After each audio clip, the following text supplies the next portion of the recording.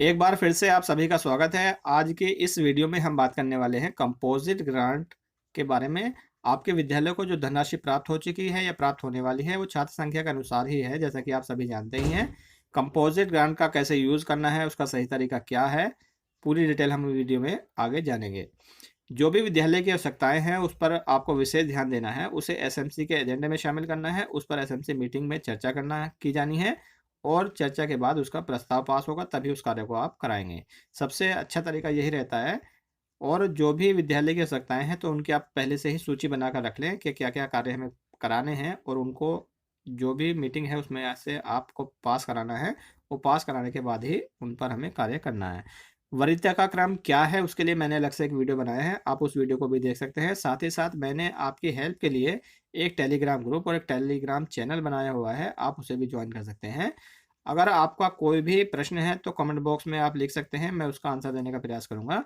Video में आगे बढ़ने से पहले प्लीज़ एक छोटी सी रिक्वेस्ट और है कि अगर आपने अभी तक चैनल को सब्सक्राइब नहीं किया है, तो प्लीज़ चैनल को सब्सक्राइब कर लीजिए और साथ ही साथ बेल आइकन को भी प्रेस कर लीजिए, जिससे कि इसी प्रकार की वीडियोस के नोटिफिकेशन आपको आसानी से मिलते रहें।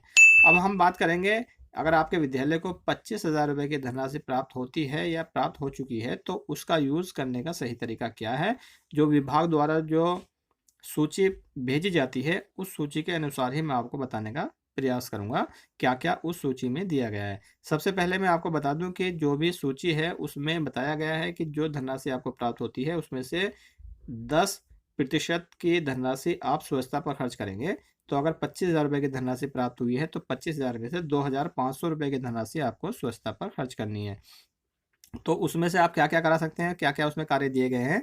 कोविड-19 महामारी के दृष्टिगत रनिंग वाटर की निर्बाध उपलब्धता सहित छात्र संख्या के अनुपात में मल्टीपल हैंड वॉशिंग की व्यवस्था। अगर मान लीजिए टोटी कहीं टूटी हुई है या उसको मरम्मत कराने की आवश्यकता है, तो आपको पहले ही सबसे पहला कार्य आपका वो है, तो उसको आप वरीयता के क्रम में कराएं। उसके बाद सैनिटाइजर एवं हाथ धोने के लिए साबुन, जो भी आपके विद्यालय में नामांकित छात्र हैं तो उनके अनुसार ले सकते हैं।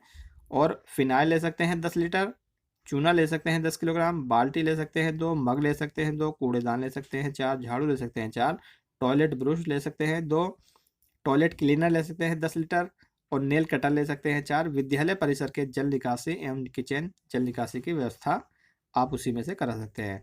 और उसी के साथ साथ शौचालय की क्रियाशीलता को भी आपको वरीयता क्रम में रखना है। उसमें शौचालय का टालीकरण है, लघु मरम्मत कार्य है, या साफ सफाई है, या उसकी सुरक्षा है। अब हम बात करेंगे शुद्ध पेयजल की। जो दूसरे नंबर पर आता है वो है शुद्ध पेयजल। उसमें हैंडपंप, सबमर्सिबल पंप के पास पक्का प्लेटफॉर्म एवं सोख्ता गड्ढे का निर्माण करा सकते हैं। रसोई घर में भोजन बनाने हेतु जलापूर्ति एवं जल निकासी की समुचित व्यवस्था करा सकते हैं। उसी तरह से शिक्षण सहायक सामग्री जो होती है, जैसे प्रिंट रिच मटेरियल, ग्लोब मानचित्र, मानचित्र में विश्व का मानचित्र, भारत का मानचित्र, उत्तर प्रदेश का मानचित्र आप ले सकते हैं। इसके साथ साथ विज्ञान, भूगोल, इतिहास एवं ज्ञानवर्धक चार्ट, इनसे संबंधित ले सकते हैं। दिव्यांग छात्रों के लिए टीएलएम एवं एम्ब्रॉस्ड ग्लोब ले सकते हैं एवं मानचित्र आवश्यकता अनुसार आप ले सकते हैं। उसी के अनुसार अगर आपके विद्यालय में अलमारी की भी आवश्यकता है, तो आप अलमारी भी क्रय कर सकते हैं। अब हम बात करेंगे फर्स्ट एड बॉक्स में आप क्या क्या ले सकते हैं। फर्स्ट एड बॉक्स में रुई है, मेडिकल टेप है, क्रेंच है, बैंडेज है, मरहम पट्टी है, त्रिकोणीय बैंडेज है, स्प्लिंट है और टर्निकेट है। टर्निकेट है, थर्मामीटर है, कैंची है, दस्ताने हैं, एंटीसेप्टिक लिक्विड है, पेन रिलीवर टैबलेट है, पैरासीटामोल टैबलेट, पेट दर्द, गैस की दवा, पन्नौल, ओआरएस पैकेट, आंख पर लगाने वाली पैड, मरहम पट्टी की बोतल, ब्लेड, बर्फ की थैली, एंटीसेप्टिक क्रीम, जो भी जिसकी भी आपकी आवश्यकता हो वो आप आवश्यकता अनुसार खरीद सकते हैं। अब हम बात करेंगे अग्निशमन यंत्र की रिफिलिंग की। तो अग्निशमन का रिफिलिंग का कार्य भी आपको एसएमसी की जो धनराशि है, जो ग्रांट है, उसी में से करानी होती है। अब हम बात करेंगे विद्युत उपकरण में। विद्युत उपकरण में अगर स्विच, प्लग, तार, एलईडी या पंखे की मरम्मत आपको करानी है, तो वो भी आप यहाँ से करा सकते हैं। उसी तरह से कंप्यूटर शिक्षण के लिए इंटरनेट प्रीपेड बिल रिचार्ज के अनुसार आवश्यकता अनुसार कंज्यूमेबल सामग्री आप ले सकते हैं। अनुरक्षण कार्य, जैसे विद्यालय में उपलब्ध मरम्मत योग्य कार्य, जैसे कुर्सी की, मेज के, झूले की मरम्मत करानी है, या हैंडपंप की मरम्मत करानी है, ब्लैक बोर्ड की मरम्मत करानी है, दीवार की कोई आंशिक प्लास्टर कराना है, या फिर छोटी मोटी कोई अन्य मरम्मत करानी है, तो वो भी कार्य आप इसमें से करा सकते हैं। और साथ ही साथ इंटरलॉक और कुछ रख रखाव की सामग्री आप यहाँ से कर सकते हैं। जो भी कार्य आप कराना चाहें, तो उसमें हम कार्य करा सकते हैं। आवश्यकता अनुसार रंगाई पुताई, अगर हम रंगाई पुताई की बात करें, तो विद्यालय की रंगाई पुताई, दरवाजे, खिड़कियों, ग्रिल, चारदीवारी, गेट के हम रंगाई पुताई कराएंगे। और अगर हम बात करें पेंटिंग की, तो पेंटिंग में हम देखेंगे कि उसमें कक्षा 1 के लिए विशेष पेंटिंग या यथा बाल वाटिका का लोगो, बाल अधिकार, विद्यालय प्रबंध समिति के सदस्यों के नाम और उनके मोबाइल नंबर, विद्यालय प्रबंध समिति के नामों के बाद फिर विद्यालय के प्रधानाध्यापक का नाम, उनका मोबाइल नंबर और जो समस्त अध्यापक हैं उनके नाम और मोबाइल नंबर।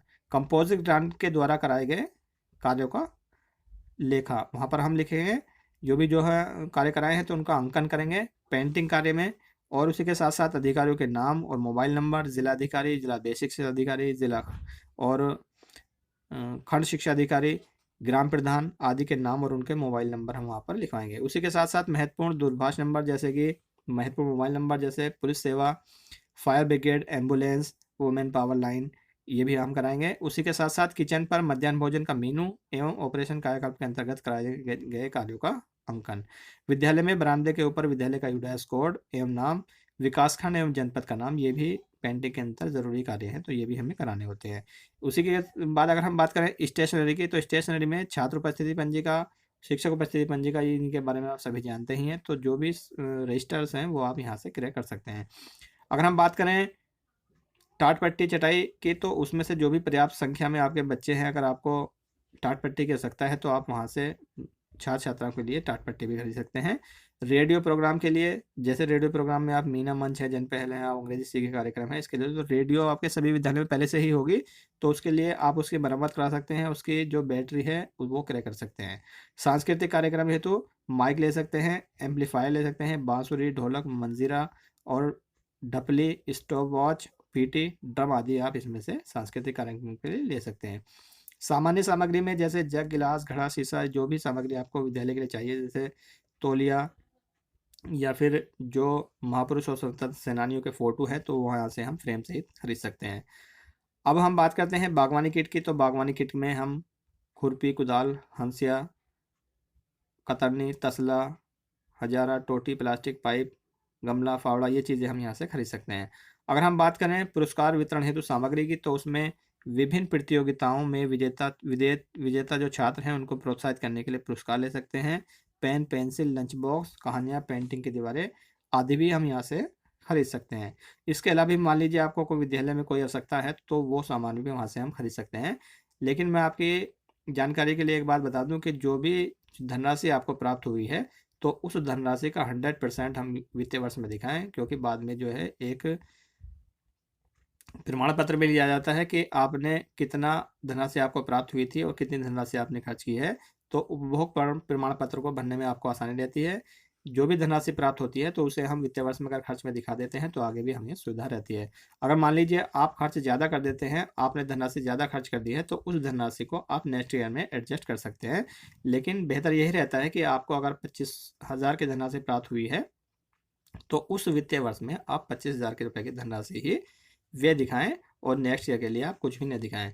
तो जो भी धनराशि प्राप्त हुई है 25,000 रुपये की, तो उसका पूरा जो उपभोग प्रमाण पत्र है वो सही भरा जाएगा। अगर आपको 25,000 रुपये की धनराशि प्राप्त हुई है, तो 25,000 रुपये की धनराशि को ही आप पूर्ण रूप से दिखा दें, क्योंकि ज़्यादातर विद्यालय तो हमारे ऐसे हैं जिनमें ज़्यादा खर्च हो जाता है, तो जो भी खर्च है तो वो हम नेक्स्ट ईयर में ले सकते हैं। अगर आपको वीडियो अच्छा लगा हो तो प्लीज़ वीडियो को लाइक कीजिए, चैनल को सब्सक्राइब कीजिए। वीडियो देखने के लिए बहुत बहुत धन्यवाद।